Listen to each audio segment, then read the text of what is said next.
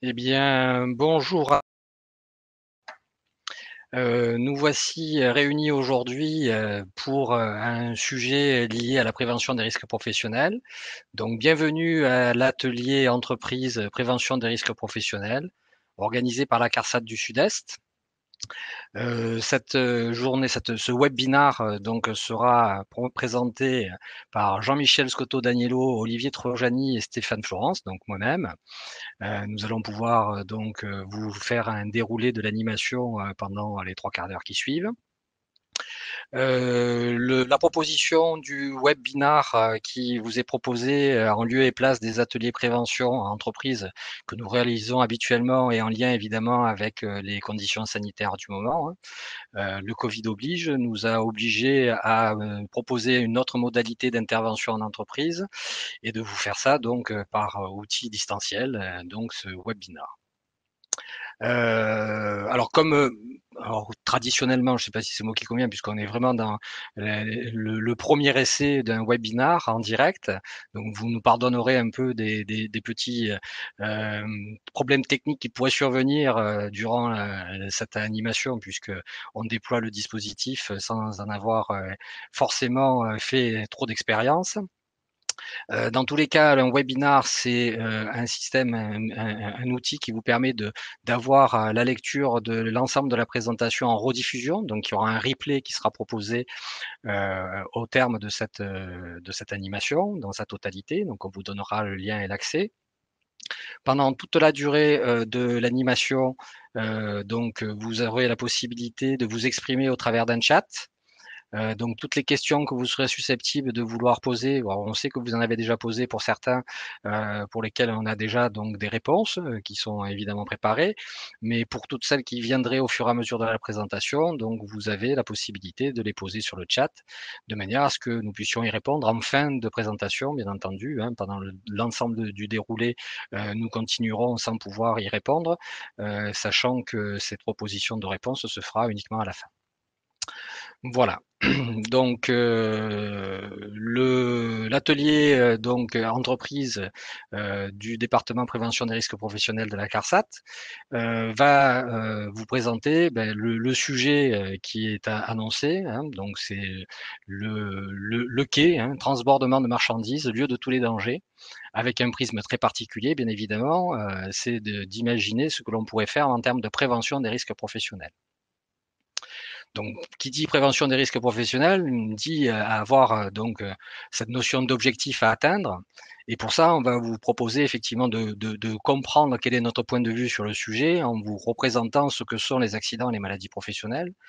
Donc, là, on sait que dans le cadre du travail, hein, sous certaines conditions, on peut certainement pouvoir, il y a une probabilité qu'il puisse y avoir des atteintes à la santé, hein, de diverses natures, hein. Les probabilités, eh c'est la notion de risque, hein, qui intervient.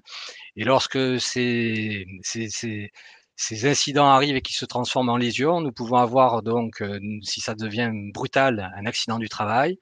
Et si on a des effets différés dans le temps, on peut avoir des maladies professionnelles. Donc c'est au travers de ce prisme-là que nous allons vous faire une proposition, hein, donc sur une des connaissances que nous avons par rapport à des éléments statistiques qui sont liés à la sinistralité du secteur d'activité et des mesures de proposition de prévention que nous ferons sous forme différentes thématiques pour vous accompagner par rapport à ces risques-là. Alors, pour être davantage précis, on va parler du secteur d'activité, hein, le transport routier de marchandises, hein. Il y a véritablement une nécessité de s'attacher à ce secteur d'activité très, très particulier car il a des spécificités, hein.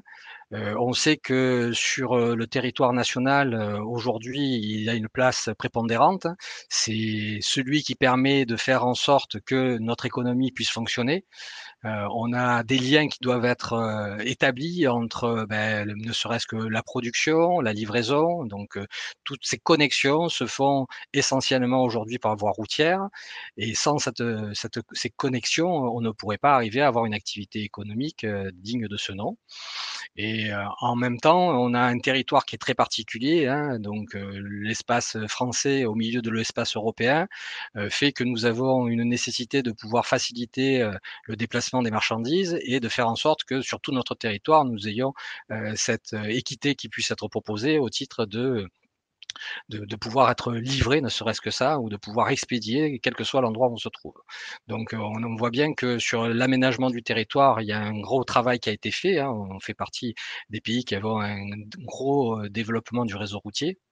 On peut s'en féliciter. Mais il y a une particularité, donc dès que l'on regarde un peu, ce secteur de plus près, hein, au travers du prisme de la prévention, c'est qu'on a un secteur d'activité où il y a davantage d'accidents du travail que sur les autres secteurs d'activité. Alors ces accidents, ils ont aussi, des particularités, c'est qu'ils sont à la fois plus fréquents et plus graves. Donc on va regarder au travers, d'indicateurs de comparaison ce que ça représente. Dans le secteur donc du transport routier de marchandises, on a donc 1 700 000 journées de travail qui sont perdues dans le secteur du TRM, hein, transport routier de marchandises exclusivement, hein. Donc je ne parle pas de logistique, je ne parle pas de transport routier de voyageurs, je parle du transport routier de marchandises.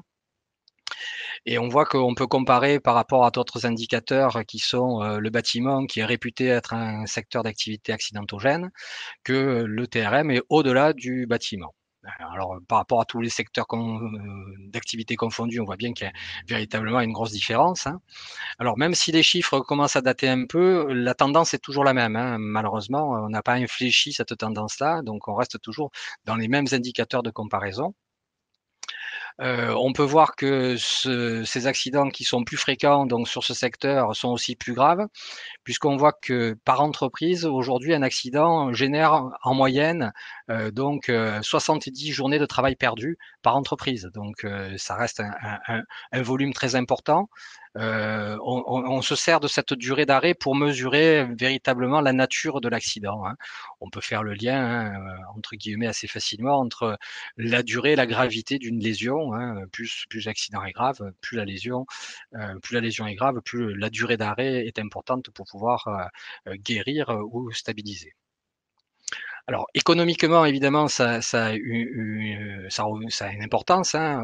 Le secteur d'activité donc est au régime général, comme, tous les autres secteurs d'activité dont nous nous occupons, et on voit que le coût des accidents du travail est donc, de plus de 5 de la masse salariale. Donc ça, c'est la représentation du coût de cotisation, du taux de cotisation que les entreprises du transport, des transports routiers de marchandises, sont amenées à payer, au système assurantiel que nous représentons. Et on voit que par rapport encore une fois aux autres secteurs d'activité et le bâtiment, en moyenne et tous les autres secteurs d'activité, on est encore au-delà donc des autres taux de cotisation, enregistrés et notifiés. Donc ça, c'est pour, un certain nombre d'éléments de compréhension. On va en donner un autre concernant l'éclairage qu'il est besoin de faire sur la nature des accidents. Donc dans tous ces accidents du travail, on va regarder des proportions qui sont en lien avec la nature des accidents. Et on voit que la première cause d'accident de travail déclarée, c'est en lien avec la manutention manuelle. En deuxième position, on va pouvoir retrouver la chute de hauteur. En troisième, la chute de plein pied et bon, manutention mécanique et risque routier. Alors la particularité de cette proportionnalité, elle est en fait, vous allez le comprendre, hein, enfin du moins on va tâcher de vous l'expliquer, c'est qu'elle est vraiment liée à un phénomène d'exposition, hein. On est aujourd'hui véritablement dans des constats liés à des temps d'exposition qui font que les salariés ont davantage de risques à à avoir des accidents liés à la manutention par rapport à d'autres, tâches, qu'ils auraient réalisées par le passé, puisque véritablement aujourd'hui, il y a une proportion de manutention manuelle qui devient très prépondérante dans ce secteur d'activité. Donc le chute de plein pied et la chute de hauteur, bon, ce sont, 2 risques aussi que l'on connaît, mais on va voir aussi qu'il y a beaucoup d'illustrations qui nous permettent de comprendre les raisons pour lesquelles on a autant d'accidents du travail de cette nature. La répartition des accidents du travail. Heu, Contrairement peut-être aux idées reçues, hein, on peut s'apercevoir que 9 accidents du 10 sur 10 pardon, ont lieu véhicule à l'arrêt. Dans le métier du transport, c'est assez surprenant qu'on puisse imaginer ça. Pour autant, ce n'est plus sur la route qu'on a des accidents du travail, c'est dès que le véhicule est à l'arrêt qu'on fait des opérations annexes à la conduite. Donc la conduite reste un élément, évidemment important dans le temps de travail, mais il y a beaucoup de temps d'exposition en fait à la manutention ou au risque lié à la chute, lié au déplacement. Et quand on interroge donc les collaborateurs sur ce sujet-là, on s'aperçoit que ils sont susceptibles de nous dire que le chargement et déchargement de marchandises, c'est pour eux la première source de pénibilité et que si on regarde encore un peu plus près, on verra qu'un accident sur 3 du travail a lieu dans le transport. Donc, on est véritablement sur une problématique, qui apparaît, qui émerge depuis un certain temps maintenant, hein, qui est vraiment liée à une modification des tâches que réalisent les collaborateurs sur le sujet. Alors, on fait juste un petit point sur, l'autre partie, qui est en lien avec, le transport routier de marchandises, c'est la logistique. Voilà. Donc là, ce sont des indicateurs, qui ont été récupérés il y a peu pour, nous montrer, donc, la globalité des accidents du travail, sur, l'entreposage et le stockage frigorifique et non frigorifique. Donc vous voyez, c'est assez restreint, hein, sur les 2 zooms que l'on fait, hein, et on voit que là aussi, eh ben, on a une sinistralité qui est quand même, significative, hein. On voit qu'il y en a presque 8 000 accidents, du travail en entreposage, et en stockage, et ça représente donc cumulé presque plus de 500 000 journées de travail, perdues. Donc ce sont des éléments à prendre en considération, puisqu'on va faire le lien entre à la fois l'activité de transport et l'activité de logistique, et la passerelle entre les 2, ça va être bien donc ce transbordement ou déchargement de marchandises. Alors pour illustrer tout ça, puisque vous pourriez peut-être nous taxer de parti pris, on va vous montrer des petites illustrations, des images de caméras de surveillance qui aujourd'hui sont à peu près disposées dans tous les établissements qu'on a pu recueillir ou sur Internet. Et vous allez voir donc des illustrations d'accidents du travail, donc des vraies situations de travail qui se sont transformées en accidents. Alors, je vous rassure de suite, il n'y a pas d'accident grave, c'est-à-dire que, la situation de travail est particulièrement à risque, mais pour autant, les dommages causés aux personnes, n'ont pas été, véritablement, trop graves cette fois-ci, donc c'est pour ça qu'on ose vous les montrer. Mais sachant que dans toutes ces circonstances-là, on a des accidents qui se terminent évidemment, beaucoup plus dramatiquement avec, des décès à la clé. Donc le premier, ça va être la représentation d'un transbordement typique, depuis un quai ouvert avec un chariot automoteur, porté où, donc, la manœuvre se fait traditionnellement en marche avant et marche arrière pour pouvoir, entreposer la marchandise au fond du camion. Et là, voilà, une des situations auxquelles on pouvait s'attendre par rapport, à la situation de travail puisque le risque existait bien, et là, aujourd'hui, il y a bien eu un déclencheur qui a fait que le chariot a basculé. Autre proposition d'accident du travail, toujours depuis un quai ouvert, avec, un haillon pour, liaison entre le véhicule et le quai, où, ce matériel-là est utilisé pareil, de manière assez récurrente, sur toutes ces opérations de transbordement, enfin de chargement-déchargement, sans que pour autant le risque de chute de hauteur, soit, envisagé sous cet angle, et on s'aperçoit que là, cette fois-ci, il y a qu'un dégât matériel, bien heureusement, mais il peut en être tout autrement. Alors ça, c'est une illustration avec un usage aussi de haillons élévateurs, avec une particularité, qui est que le timon du chariot va se transformer en catapulte. Voilà, donc le collaborateur a fait un très beau vol plané et il s'en sort, à peu près indemne. Bon, il sera choqué évidemment et contusionné, mais rien de grave cette fois-ci. Pour autant, on voit bien que c'est encore une situation dangereuse où le risque de chute n'a pas encore été intégré en termes de mesures de prévention. Nous allons, là passer sur un autre domaine qui est, le véhicule à proprement parler, pendant le temps du chargement-déchargement, et on va voir qu'on a malheureusement la possibilité de voir des situations de travail que l'on connaît, hein, font partie de votre quotidien, qui peuvent générer des accidents graves. Cette fois-ci, encore une fois, l'illustration fait que cet accident n'occasionne pas véritablement de grosses lésions, mais malheureusement, notre territoire est le témoin d'accidents très graves sur ces mêmes circonstances, où on peut déplorer plusieurs morts chaque année dans les mêmes conditions. Donc celui-ci, vous allez le voir, il s'en sort plutôt très bien, alors que quand on voit, l'image, on pourrait se douter qu'effectivement, si l'arceau ne l'avait pas pu le retenir à cet endroit précis, il aurait été écrasé par son propre chariot. Dans le même esprit, Parce que là, on voit bien que dans cette situation de travail, il y a une notion de départ volontaire, hein, donc on n'a pas contrôlé l'ordre de départ, mais le départ a été volontairement réalisé par le conducteur. On va voir qu'il est possible aussi d'avoir exactement le même phénomène, mais par glissement du véhicule, sans que pour autant l'ordre soit donné.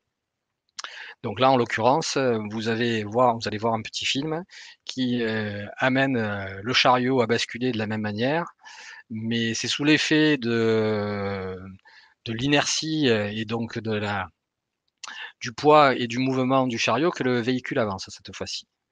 Donc là, on a le même risque lié à un véhicule qui est susceptible de partir ou volontairement ou involontairement.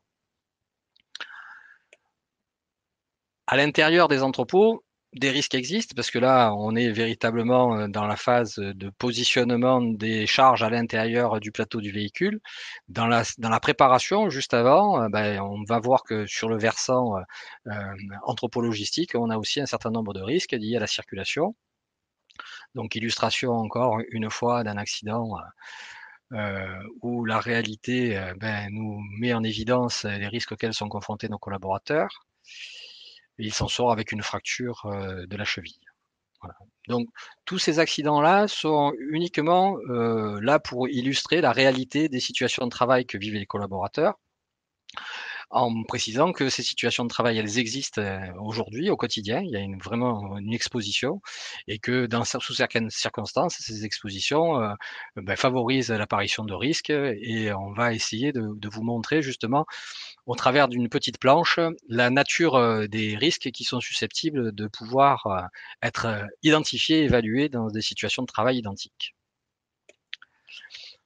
Donc là, vous avez l'usage, nous en profitons d'utiliser des outils qui sont le tuto Prève, disponible sur le site de l'INRS, qui permet à toutes les entreprises qui font du transport et de l'accueil de salariés, de nouveaux embauchés, de pouvoir utiliser ces outils pédagogiques pour partager des informations sur la connaissance des risques liés aux activités de transport. Et là, on voit que ben, sur cette planche-là, hein, l'illustration alors évidemment, il y a une simultanéité de toutes ces situations de travail. Hein, on n'est pas forcé de les avoir tout en même temps sur le même lieu. Mais là, donc, on a ben, un inventaire, pas exhaustif, mais assez représentatif de tous les risques auxquels peuvent être exposés les collaborateurs à proximité des opérations de chargement et de déchargement. Donc les risques évidemment qui sont pour nous à retenir, on va les classer en fonction de la fréquence et de la gravité à laquelle il faut s'attendre. Et donc ces situations dangereuses, pour nous, elles sont liées essentiellement au départ intempestif et au glissement des véhicules qui peuvent occasionner donc des risques de chute de véhicules, de chute de personnes et d'écrasement, hein, donc aussi la possibilité de voir des collaborateurs se faire écraser soit par le chariot ou par le véhicule lors de la manœuvre, donc faire attention à ce mouvement de véhicule et aussi de pouvoir faire un petit zoom sur ben, la chute de hauteur dans sa globalité, de voir quelles sont les mesures à mettre en place pour que la chute de hauteur soit vraiment un sujet, un risque qui soit véritablement pris en compte. Voilà, donc ça, ces planches-là, je le répète, elles sont à disposition. Ça s'appelle Tuto Prève. C'est sur le site de l'INRS. Vous pouvez y avoir accès, vous pouvez les utiliser.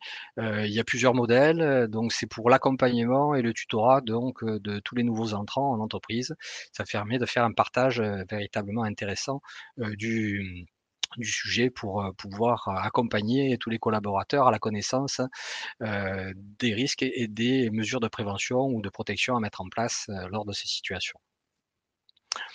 Donc, la première étape, c'était de vous donner un peu le panorama dans lequel donc on pouvait vouloir s'inscrire dans la notion de prévention des risques professionnels. Donc maintenant, on va vous faire des propositions sur les risques en agissant dessus avec des solutions qui vont être organisationnelles, techniques et humaines qui vont donc être déclinés par mes collègues. Donc, dans un premier temps, on va voir Olivier Trojani qui va pouvoir parler des solutions organisationnelles. Ensuite, Jean-Michel Scotto Daniello sera là pour faire la partie technique et je reprendrai la main pour la partie humaine et faire la conclusion avant les réponses au chat, aux questions que vous seriez susceptibles de poser pendant ce temps. Voilà, donc je laisse la parole à Olivier. Merci Stéphane. Bonjour à tous, merci d'être présent cet après-midi pour ce webinaire. Je vais commencer par me présenter. Donc, je suis Olivier Trojani, contrôleur de sécurité à la CARSAT Sud-Est et j'interviens sur une zone géographique très orientée sur le secteur du transport et de la logistique, puisque j'interviens sur les communes de Salon de Provence et Saint-Martin-de-Crau, entre autres. Donc, effectivement, je vais vous présenter là les mesures organisationnelles à mettre en place pour prévenir les risques liés à la coactivité entre une entreprise de transport et une entreprise d'accueil. La mesure organisationnelle que je vais vous présenter est un document que tout le monde connaît, qui est présent dans les entreprises, qui est le protocole de sécurité. Ce protocole de sécurité est effectivement un document réglementaire. Donc, vous êtes obligé, pour chaque opération de chargement-déchargement, d'avoir un protocole de sécurité. Vous retrouverez cette obligation dans le Code du travail, dans les articles R4515-1 et suivants. Donc, c'est une obligation réglementaire. On constate régulièrement dans les entreprises que ce document est en grande majorité présent. À 90-95%, il est présent. Par contre, on constate que c'est un document plutôt générique.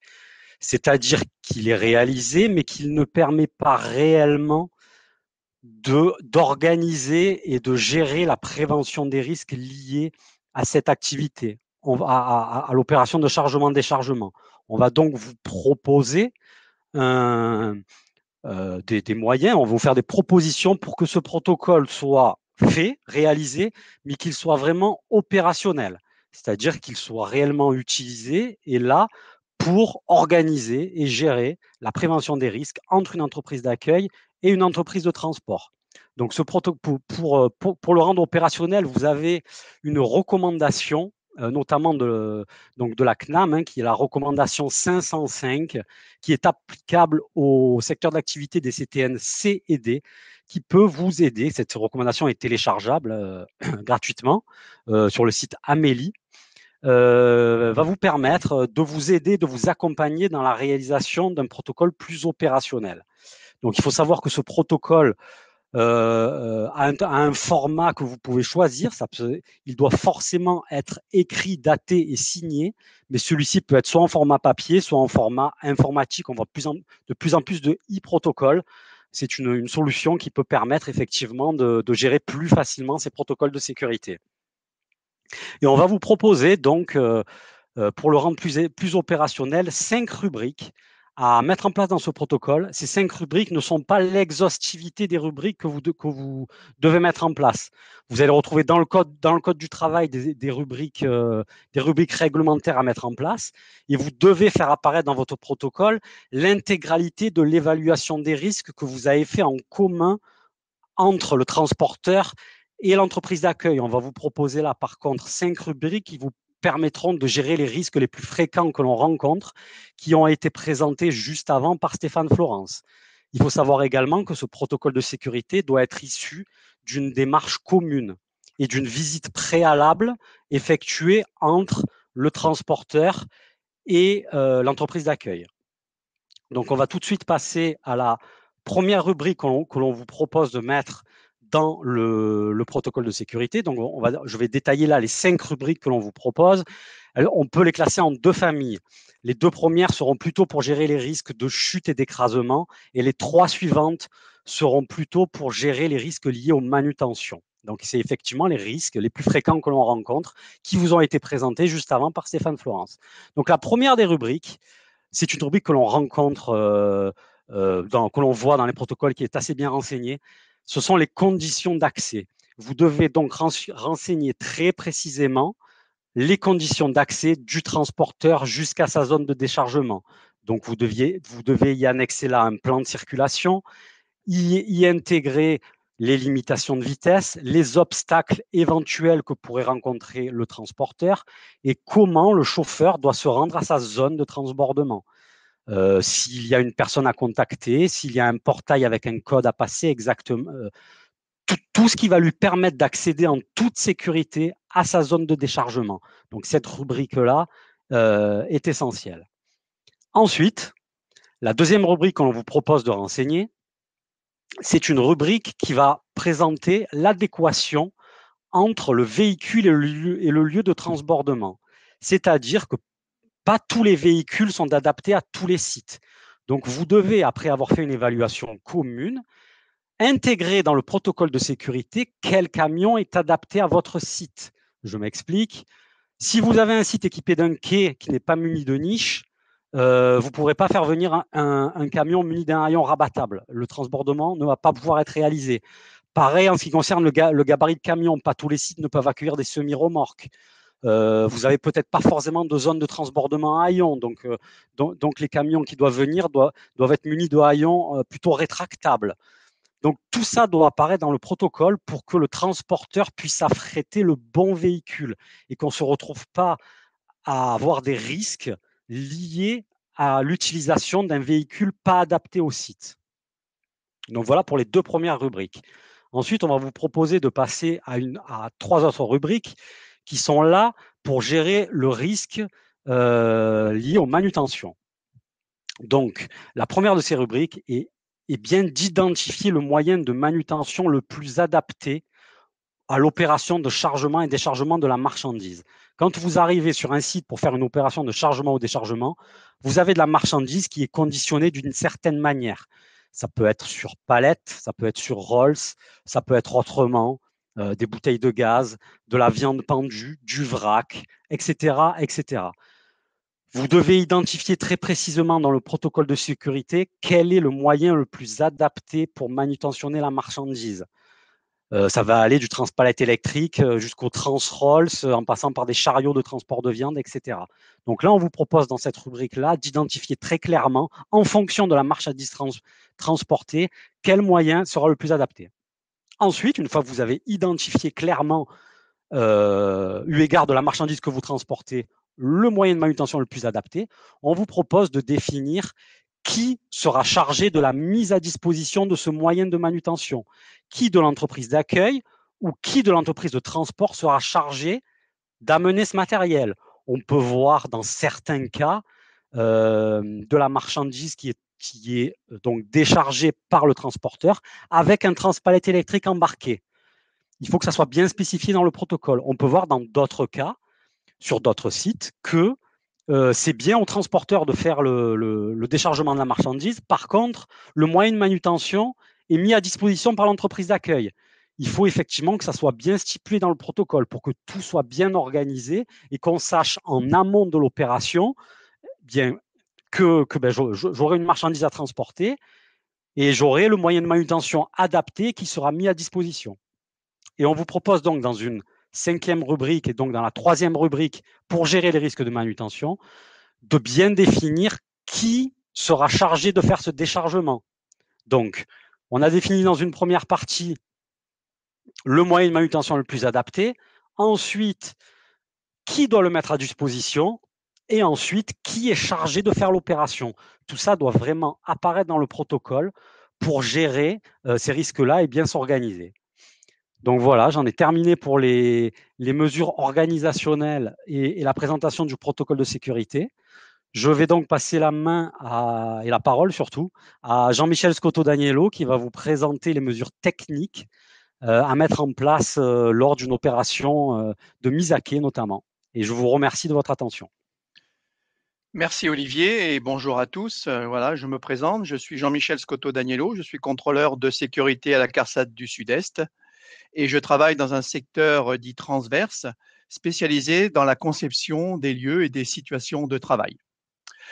Alors, je vais vous présenter maintenant quelques mesures techniques pérennes des risques lors d'une mise à quai, du transbordement des marchandises et du départ d'un véhicule de transport. Nous commencerons tout d'abord par l'arrivée d'un véhicule sur le site de l'entreprise. Lorsqu'un véhicule entre sur un site, les premiers risques auxquels un chauffeur est confronté concernent les risques de collision avec d'autres véhicules, que ce soit les véhicules légers, les poids lourds, les engins de manutention ou bien aussi d'écrasement avec un piéton. Pour maîtriser ces risques, il faut qu'un plan de circulation soit affiché à l'entrée du site et clairement visible, identifiant notamment les zones de circulation, les zones de livraison et les signalisations horizontales et verticales. Que tous les flux de circulation, c'est-à-dire véhicules légers, poids lourds, engins de manutention et piétons, soient dissociés. Et que le flux des poids lourds, notamment, soit organisé en sens unique, dans le sens inverse des aiguilles d'une montre, pour une meilleure visibilité des conditions de circulation depuis le poste de conduite et une augmentation de la vision directe de l'arrière du véhicule lors d'une mise à quai à main gauche. Alors, une fois dans l'espace de réception des camions, les zones de transbordement des marchandises doivent être clairement identifiées et complétées par une signalétique au sol explicite, comme nous pouvons le voir sur cette diapo. En présence de plusieurs zones de transbordement consécutives, il est important d'avoir une numérotation de chaque zone, visible de jour comme de nuit, depuis la cabine d'un véhicule, une signalétique au sol matérialisant la zone de stationnement du véhicule à quai, et pour sécuriser les manœuvres de recul des différents véhicules reçus sur le site, certains aspects dimensionnels doivent être notés comme des points de vigilance. Premier point, l'espace de manœuvre doit être adapté aux dimensions du plus grand véhicule pouvant être reçu. Il sera de l'ordre de 32 mètres minimum au droit du quai pour un véhicule semi-remorque de 16,50 m. Deuxième point, l'entraxe entre deux zones de transbordement consécutives doit être au minimum de 3,70 m, ceci pour assurer un espace minimal de 1,10 m entre les camions à quai. Alors cet espace minimal de 1,10 m permet l'ouverture complète d'une porte de cabine. Alors il faut savoir que 45% des accidents du travail dans le TRM sont issus de chutes de hauteur lors des montées-descentes du chauffeur de la cabine d'un camion. Et enfin, dernier point, la présence de guides roues métalliques ou béton, prolongés par un traçage au sol d'une quinzaine de mètres, vont compléter ces mesures. Alors, la maîtrise du risque de chute depuis un quai est obtenue par la présence sur chaque zone de transbordement d'un dispositif de détection de présence camion, se présentant généralement sous la forme d'une ou plusieurs cellules de détection, notamment de type optique ou capacitif, pouvant être disposées selon la nécessité en hauteur, sous le niveleur de quai, devant les butoirs, dans un des butoirs ou même dans la porte de quai elle-même. Ce dispositif de détection devra être associé à des feux de signalisation extérieure informant le conducteur du véhicule de la distance le séparant du quai lors de la phase de recul, ainsi que de l'état du transbordement, et aussi à une alarme sonore et visuelle informant le chauffeur et le personnel de quai de tout éloignement non programmé du véhicule. Alors, ce dispositif de détection de présence camion va permettre également d'asservir, par exemple, les mouvements d'une porte pour un quai de type fermé, comme nous le voyons sur cette diapo. Pour un quai de type ouvert, plusieurs mesures techniques devront être combinées pour maîtriser le risque de chute. Une barrière mobile d'une hauteur minimale de 1 mètre, comme précédemment un dispositif d'asservissement, ici des mouvements du niveleur de la présence d'un camion à quai, les mouvements de la barrière étant, eux, asservis au positionnement du niveleur sur le plancher du camion. Des garde-corps latéraux entourant ici le niveleur d'une hauteur minimale de 1,10 m, sécurisant l'accès à la zone de transbordement en l'absence d'un véhicule à quai. Et enfin, des garde-corps fixes en périphérie de quai d'une hauteur minimale de 1,10 m, hors zone de transbordement. Concernant maintenant la maîtrise du risque d'écrasement entre l'arrière d'un véhicule en phase de recul et le bord d'un quai, un espace de sauvegarde de 500 mm devra être présent en permanence. L'implantation de cet espace, éloignant le véhicule du quai, va nécessiter, dans la connaissance actuelle des matériels proposés sur le marché, l'utilisation obligatoire d'un niveleur à lèvres télescopiques ou d'un pont de liaison relevable à la verticale, et une augmentation de la longueur du sas d'étanchéité si celui-ci existe. Pendant la phase de transbordement, suite à un éloignement volontaire ou pas d'un véhicule à quai, un risque de chute de hauteur ou de renversement d'un engin depuis le quai ou du plancher d'un véhicule existe également et devra être maîtrisé par la présence d'un dispositif de maintien d'un véhicule à quai de type calage ou blocage. Alors, il est important de bien comprendre ces notions de calage et de blocage, car elles vont influer sur le niveau de maîtrise de ce risque. En effet, le calage est considéré comme une mesure de maintien d'un véhicule à quai, mettant en œuvre un dispositif permettant d'éviter un glissement progressif du véhicule sous l'action du freinage et du recul répété des chariots automoteurs à l'intérieur de la remorque, ou un déplacement du véhicule en cas d'absence ou de rupture de frein de parc. C'est ce que nous avons vu précédemment dans un des films. Le calage ne peut être considéré comme une mesure adaptée contre le départ intempestif d'un véhicule à quai. En effet, le chauffeur peut retirer facilement la cale et déplacer son véhicule sans tenir compte des alarmes. Le capteur de présence et les alarmes peuvent être facilement neutralisés. Et la cale peut être généralement franchie lors d'un départ non programmé du véhicule, et ceci par une absence de normes de conception en Europe. Le blocage, lui, est considéré comme une mesure de maintien d'un véhicule à quai mettant en œuvre un dispositif permettant d'éviter les risques pris en compte par le calage, mais également ceux générés par un départ intempestif. En effet, le chauffeur ne peut retirer le dispositif de blocage avant, alors selon le cas, que la porte de quai ou la barrière mobile ne soit fermée ou le pont de liaison relevé et verrouillé en position verticale. Et aussi par conception, le dispositif de blocage ne peut être franchi lors d'un départ intempestif. En fonction de votre évaluation des risques, l'une ou l'autre de ces mesures devra être présente. Alors, comme les dispositifs de calage sont beaucoup mieux connus que les dispositifs de blocage, nous allons vous présenter les différents types de blocage présents sur le marché. Par ordre d'efficacité croissante, nous avons en tout premier lieu le blocage de type manuel. Le principe de fonctionnement des dispositifs les plus couramment utilisés est le suivant. Une fois le camion à quai, le chauffeur utilise un levier de manœuvre pour faire coulisser le bras de blocage jusqu'au niveau de la roue du dernier essieu. Lorsque le bras de blocage est déployé devant la roue, son verrouillage est activé selon le cas, lors de l'ouverture d'une porte de quai, d'une barrière ou la mise en place d'un pont de liaison depuis sa position de repos. Le transbordement terminé, après sécurisation de l'accès à la zone de transbordement, un signal est envoyé déverrouillant alors le bras de blocage. Pour un niveau d'efficacité supérieur, il est proposé un blocage de type semi-automatique. Deux animations de ce type de dispositif sont montrées ici.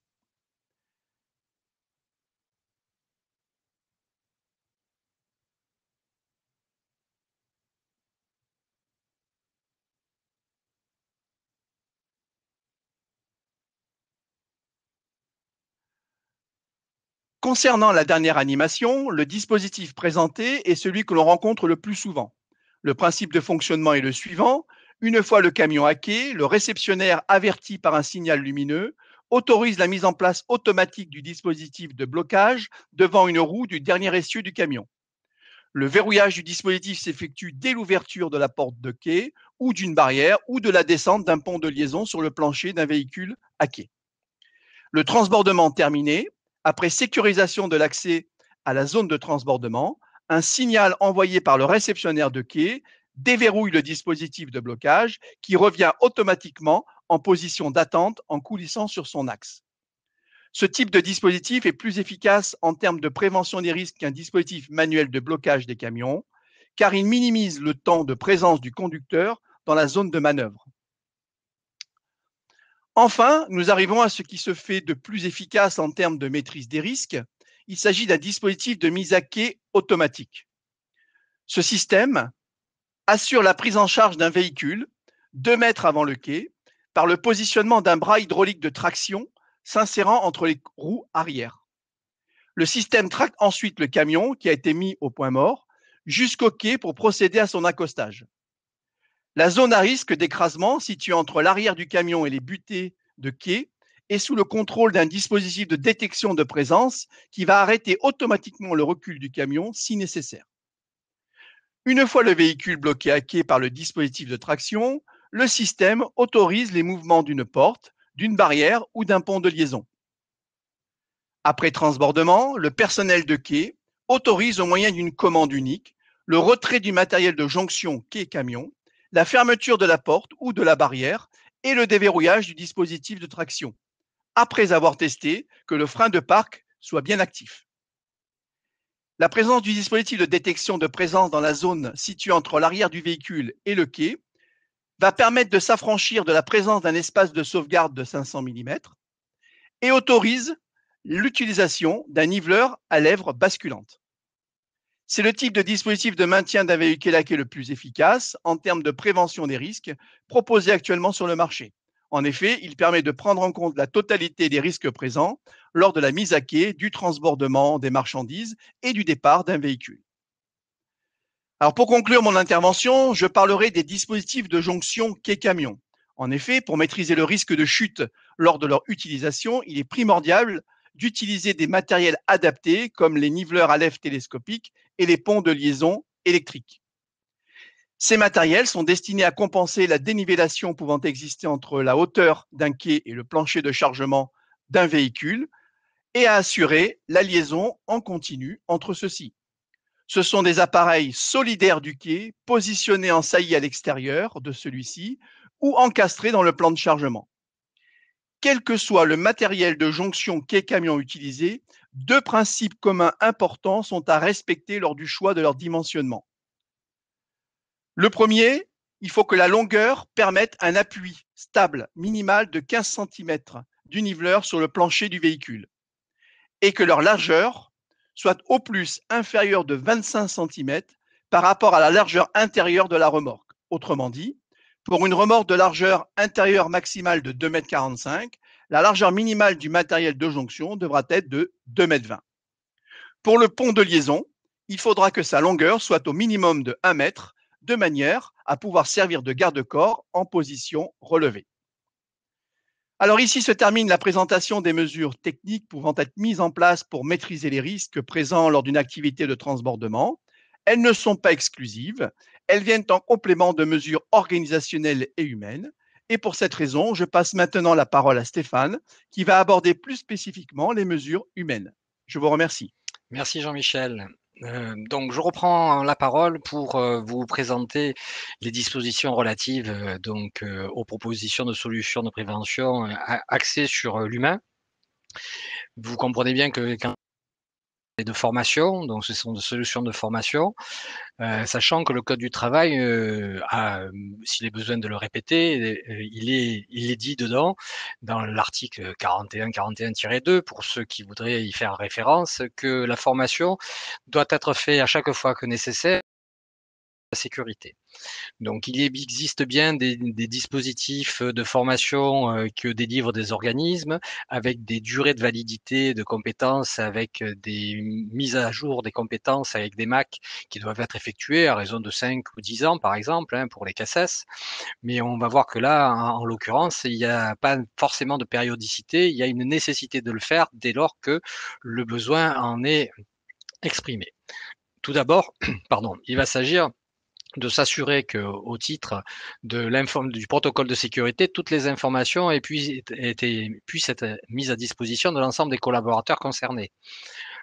Dès lors que le protocole existe, il faut en avoir connaissance et il faut connaître son application. Ces éléments-là doivent être transmis évidemment par une organisation interne, mais il y a nécessité impérieuse de pouvoir mettre à disposition ces informations.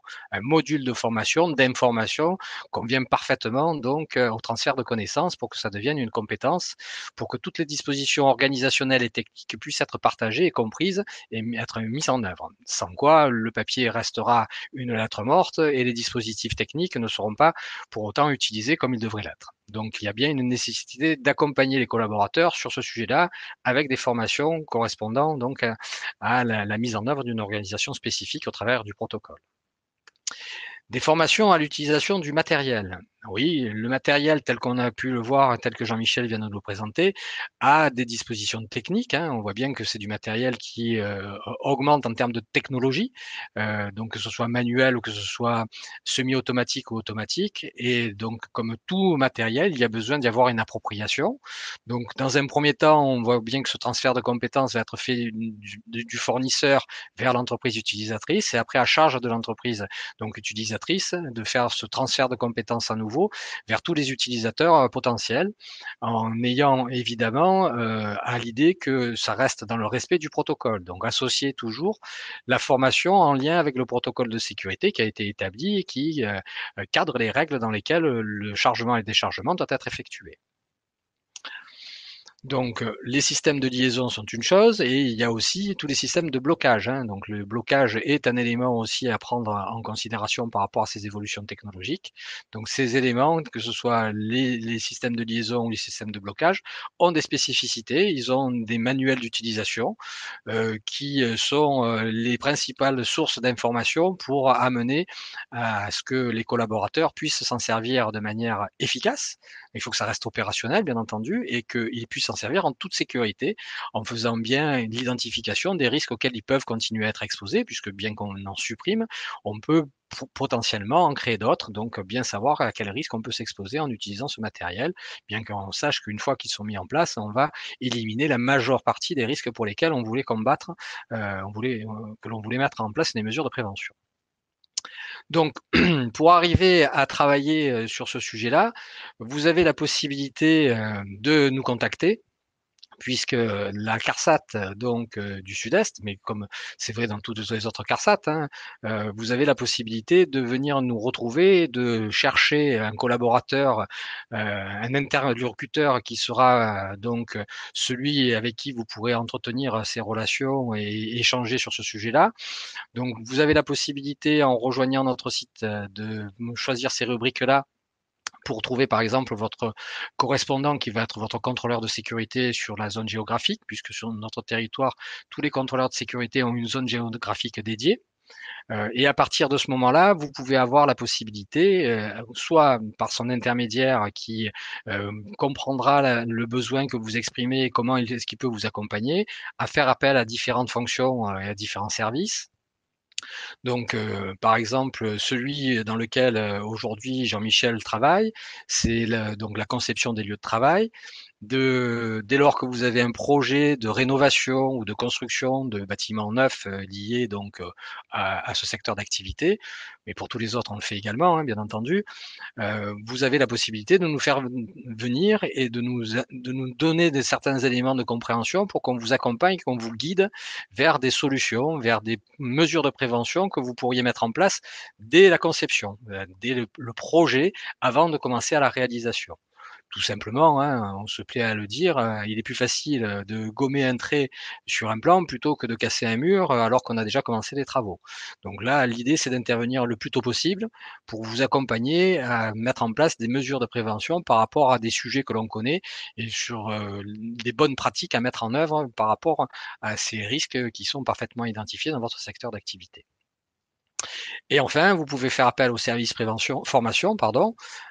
Donc, là, le service formation est à votre disposition, dont je fais partie, avec, des offres qui sont, soit en local, en face à face. Bon, alors évidemment, avec cette période de Covid, c'est un peu remis en question, hein, la raison pour laquelle aujourd'hui on fait ça en webinar. Mais, nous avons donc des propositions qui sont faites soit en face à face pédagogique sur de la thématique, donc, de la prévention et l'animation de la prévention en entreprise, et on a aussi donc tout un réseau d'organismes de formation qui sont habilités et qui travaillent soit par nature de risque, soit par secteur d'activité. Et pour le secteur d'activité du transport routier, à la fois de marchandises et de voyageurs, il y a un dispositif qui existe, qui est mis en place, donc qui est porté par l'INRS et les CARSAT, où des organismes sur le territoire national sont donc là, ils sont formés pour accompagner les entreprises à la montée en compétence de l'intégration d'une démarche de prévention dans votre secteur d'activité, transport routier de marchandises et de voyageurs, avec plusieurs niveaux, hein, un niveau lié donc à la maîtrise, c'est-à-dire la direction et l'encadrement, et après pour l'exécution, pour à la fois des animateurs et des acteurs en prévention des risques professionnels, avec deux aspects, hein, l'aspect sécurité secours et l'aspect prévention des risques liés à l'activité physique. Donc il y a un dispositif très complet qui a été mis en place et qui est visible et lisible à partir donc de notre site en consultant l'offre de formation. Enfin, Vous allez pouvoir aussi, si alors il y a plusieurs conditions, hein, pour pouvoir bénéficier des aides financières, donc y accéder, si vous voulez y accéder, il y a d'abord une des conditions qui est nécessaire, c'est que le budget soit présent. Donc là, à cette heure-ci, quand je vous parle, des budgets donc dits bonus, que ce soit logistique ou TRM, sont épuisés, hein, donc on a un budget annuel qui est reconduit toutes les années. Le sujet donc du transport routier sera donc évidemment remis au cœur du débat l'année prochaine avec donc une enveloppe budgétaire qui y sera consacrée. Pour 2021, il y aura de nouvelles offres qui seront donc proposées sur ce secteur d'activité pour accompagner les entreprises en leur donnant donc accès grâce à une aide financière à accéder plus facilement à des mesures de prévention techniques ou organisationnelles qui nécessitent des investissements. Voilà. Donc là, vous sachez que la CARSAT redistribue donc, enfin, la Caisse nationale d'assurance maladie et la branche AT-MP redistribuent donc plusieurs millions d'euros chaque année sur ce sujet-là, et donc c'est les CARSAT qui sont en charge de pouvoir vous permettre d'y accéder, mais encore faut-il que les budgets, enfin, les budgets soient encore existants à l'époque au moment où vous faites la demande, hein. Donc évidemment, en première période, pendant le premier semestre, les budgets sont là. À partir du deuxième semestre, il commence à s'épuiser. Voilà. Voilà, si vous voulez d'autres renseignements, vous aurez la possibilité de pouvoir nous contacter avec donc l'ensemble des coordonnées qui s'affichent, qui seront donc disponibles sur le replay ou sur le modèle que vous aurez en lecture, on va vous donner la possibilité d'avoir la présentation. Et à partir de maintenant, écoutez, on reste donc à votre écoute pour pouvoir répondre aux questions que vous avez pu poser pendant l'animation au travers du chat. Là, nous allons pouvoir certainement avoir Hélène Arin qui peut pouvoir nous énoncer des questions pour que, suivant la nature, chacun de nous puisse y répondre en fonction de nos connaissances. Voilà, je laisse la parole ou c'est par écrit. Aussi bien lors du chat que lors de votre inscription. Donc, la première question, c'est pour toi, Olivier. Quand le protocole de sécurité n'a pas pu être établi en amont, que peut faire l'entreprise? Dans le cas où l'entreprise travaille avec des centaines de transporteurs, comme c'est le cas de Jérôme, ou dans le cas de sous-traitants? Ok, donc effectivement, un des premiers éléments de réponse que je peux apporter par rapport à cette question, c'est de se référer aux articles du Code du travail. On va retrouver, donc je les ai là sous les yeux, on va retrouver dans l'article R 4515-10 du Code du travail ce cas-là, c'est-à-dire, je vais vous le lire, hein, lorsque le prestataire ne peut préalablement par l'entreprise d'accueil ou lorsque l'échange préalable n'a pas permis de réunir toutes les informations nécessaires par dérogation aux dispositions de l'article R4515-8. Donc l'article R4515-8, c'est celui qui présente donc l'échange préalable qui doit avoir lieu. Donc l'employeur de l'entreprise d'accueil fournit et recueille par tout moyen approprié les éléments qui se rapportent au protocole de sécurité. C'est-à-dire qu'effectivement, il y a des cas, on rencontre des cas où l'échange préalable n'a pas pu avoir lieu. C'est un transporteur qu'on ne connaît pas. Dans les solutions qui existent, donc vous devez quand même, en tant qu'entreprise d'accueil, transmettre et recueillir toutes les informations. Donc là, c'est à vous de définir un moyen. Ça peut être des e-protocoles, ça peut être un échange en amont qui se fait sans visite préalable. Par contre, il doit obligatoirement y avoir un échange d'informations avant d'effectuer l'opération de chargement-déchargement. Vous ne pouvez pas recevoir sur votre site un transporteur qui n'aurait pas de protocole et où il n'y a pas eu d'échange d'informations. Donc effectivement, il est prévu dans le Code du travail le cas où on a le cas du sous-traitant, par exemple, ou le cas du transporteur qu'on ne connaît pas, où le donneur d'ordre est différent, etc. Il est prévu ce cas-là. Par contre, il doit forcément y avoir un échange d'informations. Cet échange d'informations peut avoir lieu par différentes manières, des e-protocoles ou d'autres méthodes. Par contre, il y a quand même cet échange qui est obligatoire. j'ai une autre question pour toi, Jean-Michel. Voilà. Une question de Romain. Oui. Quelles solutions techniques et organisationnelles conseillez-vous pour supprimer ou réduire le risque de chute de hauteur depuis un haillon élévateur utilisé comme un moyen de transbordement, surtout sur les sites logistiques? Alors ça, c'est une vaste question. Donc, en tout premier lieu, pour utiliser un haillon élévateur en toute sécurité, l'idéal, c'est d'avoir déjà des garde-corps sur les 2 côtés latéraux du haillon élévateur. Donc là, bien sûr, on parle de haillons uniquement rabattables ou à colonne, hein. On ne peut pas utiliser des haillons repliables ou rétractables comme dispositif de liaison. Donc ça, les fournisseurs sont en capacité de vous proposer, même en rétrofit, ce genre de dispositif. Ensuite, ce qui est important aussi, c'est que ça, c'est pour la chute depuis le haillon, mais à partir du moment où on va se reposer sur un quai, il va falloir aussi gérer la sécurisation du risque depuis le quai. Donc ensuite, après s'être informé par la notice du fournisseur de haillons qu'il est bien possible d'utiliser ce haillon comme dispositif de transbordement à partir d'un quai. Normalement, c'est le cas de la quasi-totalité des haillons rabattables. Il faut ensuite s'assurer par des dispositifs techniques comme des détecteurs de présence ou de positionnement que la plateforme du haillon va bien reposer sur une longueur minimale de 15 cm sur le quai. Ensuite, il va falloir aussi, bien sûr, mais comme c'est une plateforme logistique, c'est sécuriser l'accès donc à ce haillon depuis le quai.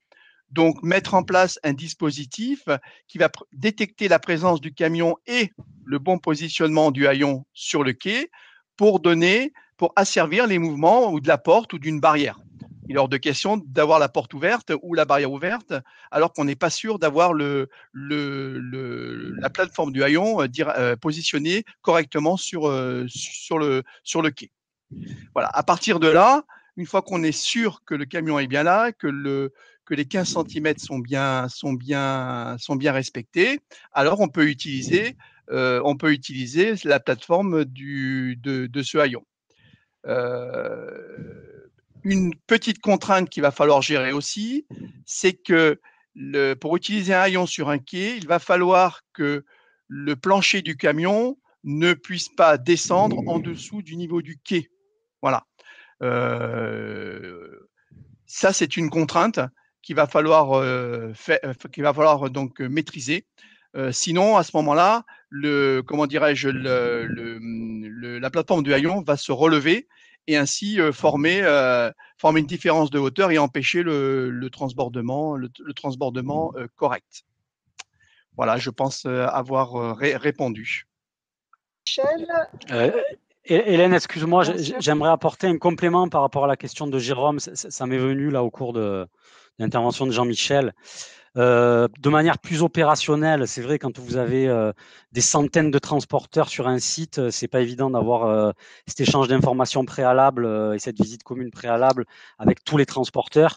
Ce qu'on rencontre fréquemment, c'est effectivement les protocoles de sécurité simplifiés qui sont remis aux transporteurs lors de son arrivée sur un site à l'accueil du site. Ça se fait en général sur des plateformes logistiques, pas sur des petits sites.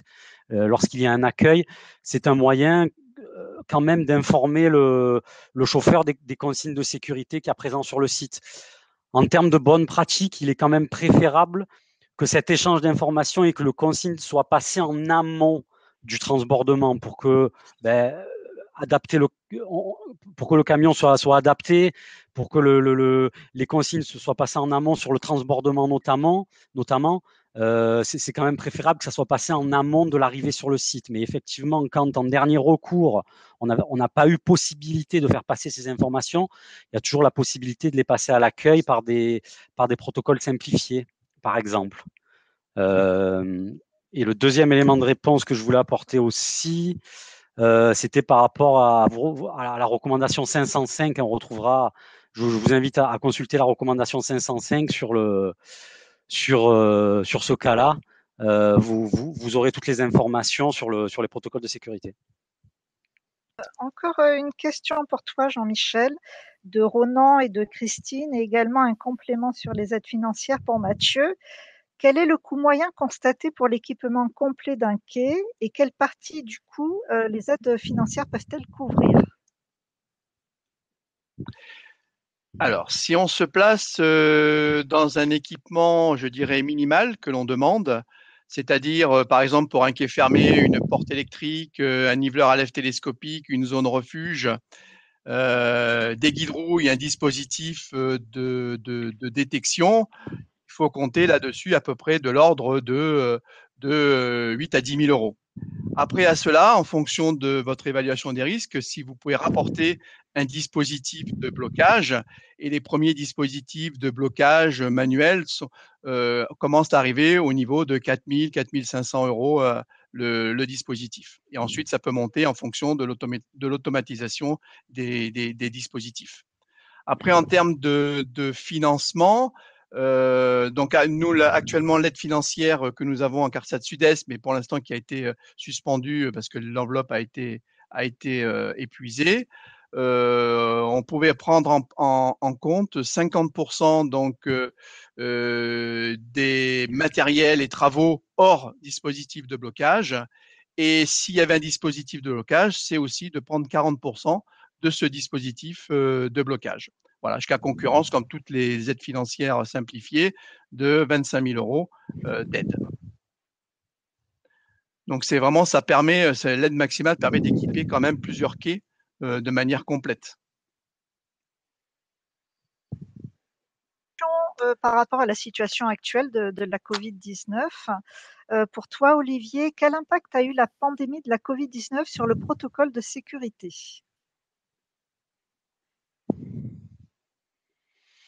Oui, alors effectivement, il y a eu il y a cette crise sanitaire qui est en cours, qui impacte forcément les conditions de chargement-déchargement, et donc qui impacte forcément le protocole de sécurité.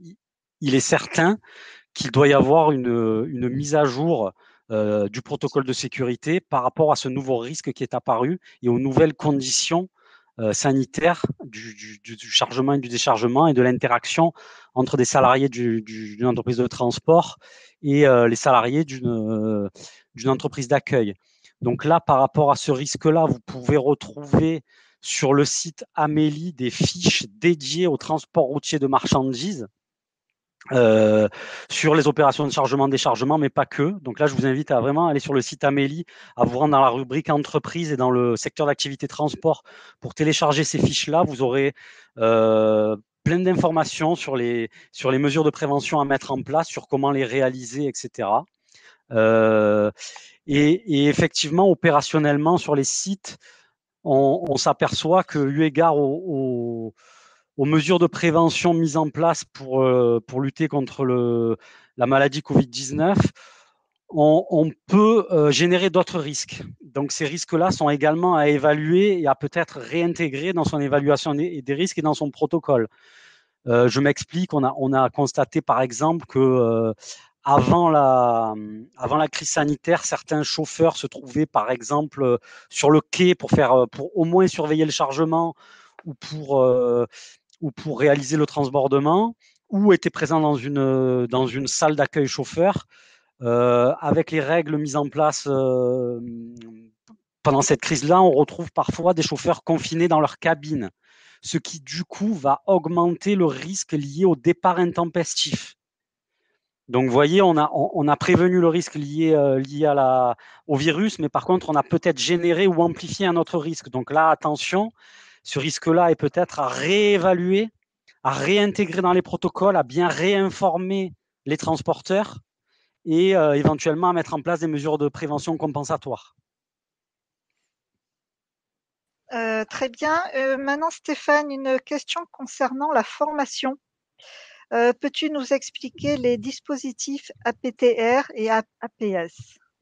D'accord.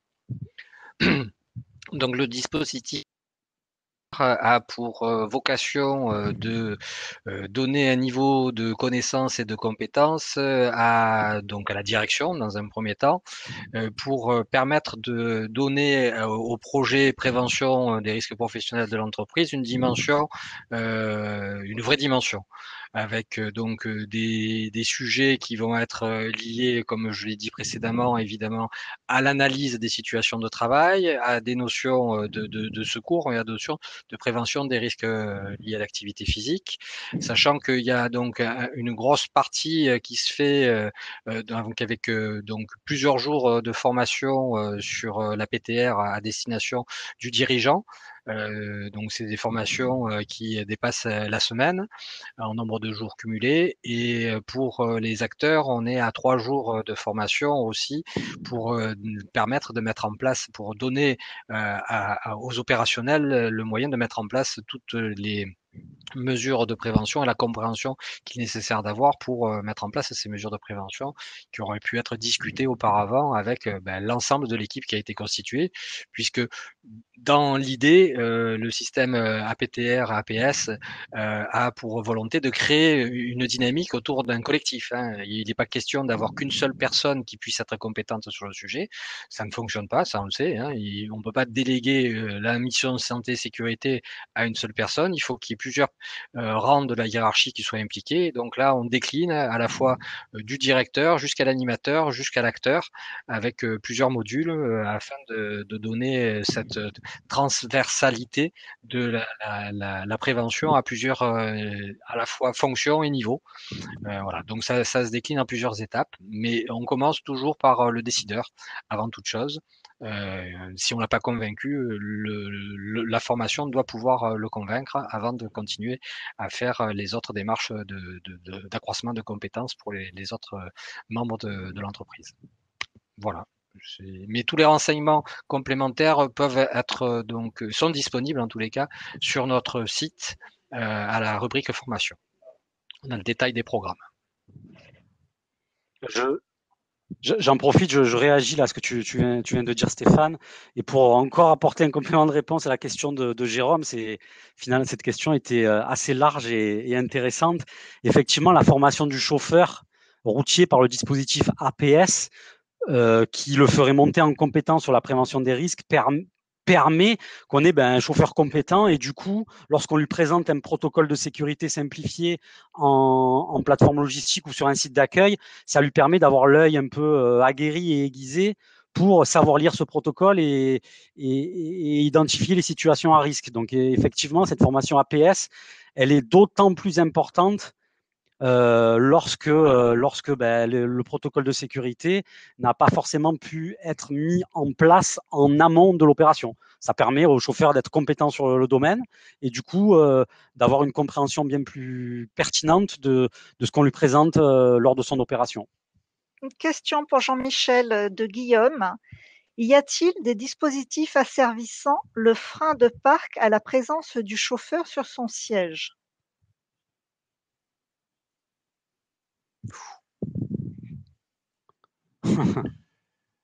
Alors, il me semble que oui, mais je crois que c'est Renault qui avait développé ça. Mais alors là, sur lequel je crois qu'il n'y en a pas beaucoup, hein. Je crois que c'est Renault qui avait développé ça. Il me semble l'avoir vu une fois, mais alors là, par contre, c'est une question, au niveau des véhicules, je ne sais pas en dire plus, hein. Pour toi, Jean-Michel. Oui. Par contre, Jean-Michel, on sait qu'il y a des dispositifs qui permettent de bloquer le frein du camion et qui sont activables depuis le quai, par l'agent de quai.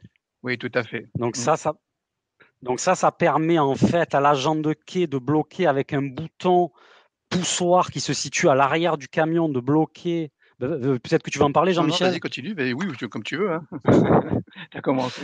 Ça permet de bloquer en fait le frein du camion. Et donc d'éviter effectivement le départ intempestif, volontaire ou involontaire du camion. Et ensuite, lorsque le déchargement est terminé, c'est également ou le chargement, c'est également une action de l'agent de quai qui permettra de débloquer les freins. Donc effectivement, le chauffeur ne pourra pas partir tant qu'il n'y a pas eu une opération de l'agent de quai. Donc c'est un dispositif qui est quand même très intéressant pour limiter les départs intempestifs et glissements progressifs de camions. Toujours pour toi, Jean-Michel, une question sur la fait. sécurisation des interfaces. Peut-on avoir plus de précision entre réglementation et chute de hauteur? Préciser le lien entre les deux. Alors, effectivement, le risque de chute, alors on va parler, la réglementation ne parle pas précisément de chute de hauteur, mais plutôt de chute. Dans le code du travail, vous avez, là je l'ai justement sous les yeux, vous avez aux articles R4214-18 jusqu'à R4214-21 des articles qui sont dédiés aux quais, à la conception des quais et rampes de chargement. Et vous allez trouver dans l'un de ces articles qui va demander donc au chef d'entreprise à ce que les rampes et quais de chargement soient disposés et aménagés de manière à éviter aux travailleurs les risques de chute. Donc là, il faut entendre par chute les chutes de hauteur, les chutes de plein pied. Donc c'est la raison, donc dans tous les dispositifs ou tous les risques que l'on vous a présentés, hormis le risque d'écrasement, tous ces risques-là, finalement, doivent être pris en compte. Et les mesures que je vous ai aussi présentées doivent se retrouver donc sur un quai de chargement-déchargement. Ça fait longtemps que nous posons la question, est-ce que c'est du réglementaire ou pas? Oui, c'est du réglementaire. Concernant maintenant le risque d'écrasement dont je vous ai parlé entre le quai et l'arrière du camion, effectivement, ce n'est pas écrit explicitement dans le code du travail dans ces articles-là, mais par contre, l'article R4121-1, lui, concernant les 9 principes généraux de prévention, va demander à ce moment-là c'est l'employeur qui prend les mesures nécessaires pour assurer la sécurité et protéger la santé physique et mentale des travailleurs. Donc à ce moment-là, ce risque-là, il doit aussi être pris en compte comme les autres, même s'il n'a pas été explicitement mentionné dans le Code du travail.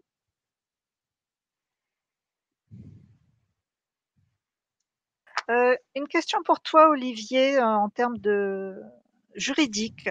En cas d'accident du travail, lors des chargements et déchargements, qui est responsable?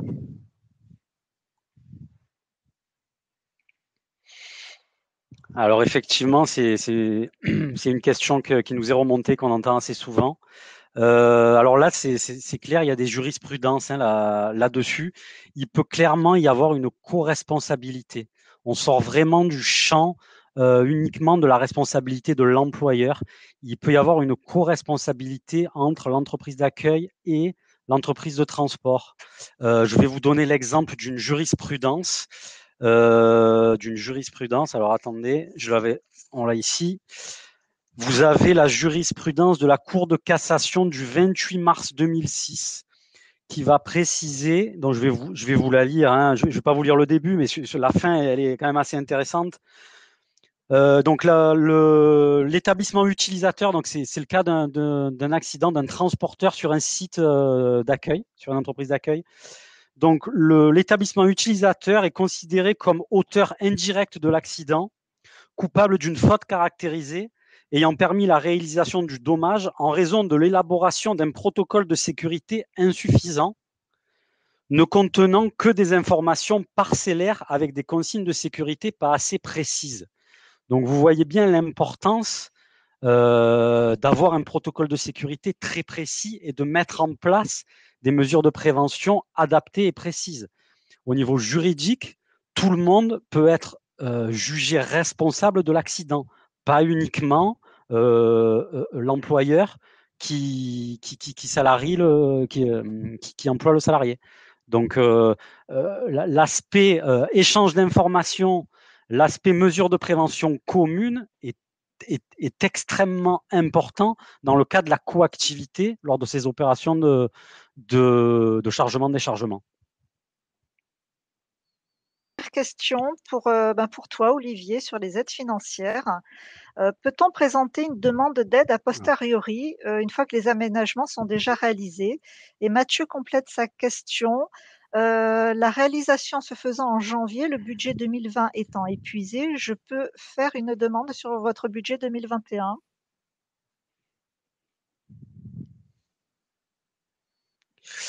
Alors là, c'est assez précis. Mais il me semble que ça sera pas le cas. Jean-Michel, Oui, est-ce que alors je peux répondre peut-être à cette que question-là. ça soit pas Voilà. possible? Là, pour l'instant, les Ouais. dotations budgétaires pour 2021 n'ont pas encore été explicitées. On sait bien sûr qu'il y en aura. Il vaut mieux à ce moment-là faire une veille sur notre site de la CARSAT Sud-Est et de voir à quel moment ces aides seront disponibles. Il est possible que si vous faites la demande maintenant, on va vous refuser le dossier en vous demandant de le refaire à le moment opportun. Donc l'idéal, c'est Ouais. d'attendre que ces aides soient validées sur notre site. Et ensuite, oui, pour les bonus, pour les aides financières simplifiées, vous pouvez très bien faire l'investissement et ensuite demander la subvention de ces matériels si ceux-ci sont éligibles.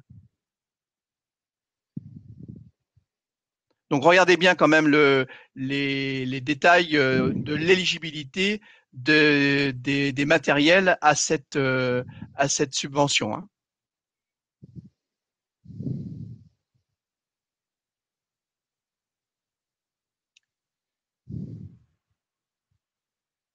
Stéphane, ben, plus de questions. Bon, ben si. Merci. Alors, s'il n'y a plus de Ok. questions, on va. Oui. On n'en a pas qui se sont.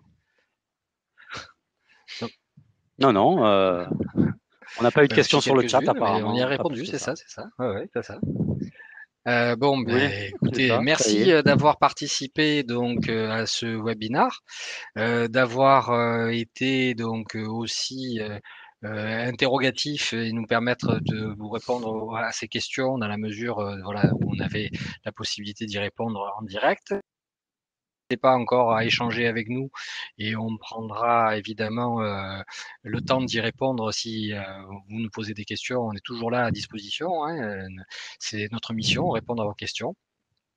À l'issue de ce webinar, vous aurez donc, comme vous nous avez communiqué vos adresses mail, vous aurez un questionnaire qui vous sera envoyé, pour lequel évidemment on vous demandera de répondre en toute objectivité sur la qualité de l'image, le contenu, voilà, enfin tout ce qui se fait habituellement dans des évaluations. Voilà, donc ne soyez pas surpris de voir ce questionnaire arriver, il fait partie de la démarche et on a besoin de pouvoir avoir vos retours pour s'améliorer et pour continuer à vous faire des propositions du même ordre dans le futur en matière d'animation de la prévention. Voilà, bah écoutez, il est venu le temps de nous quitter, donc nous sommes ravis d'avoir participé à cette journée, enfin à cette journée. Oui, pour nous c'est une journée, mais à ce temps partagé avec vous. Donc toute l'équipe se joint à moi pour vous remercier d'y avoir participé et n'hésitez pas à proposer donc la relecture du replay à tous ceux qui pourraient être intéressés par le sujet et à nous contacter évidemment si vous en éprouvez le besoin. Nous sommes à votre disposition. Voilà, bah, écoutez, merci à tous.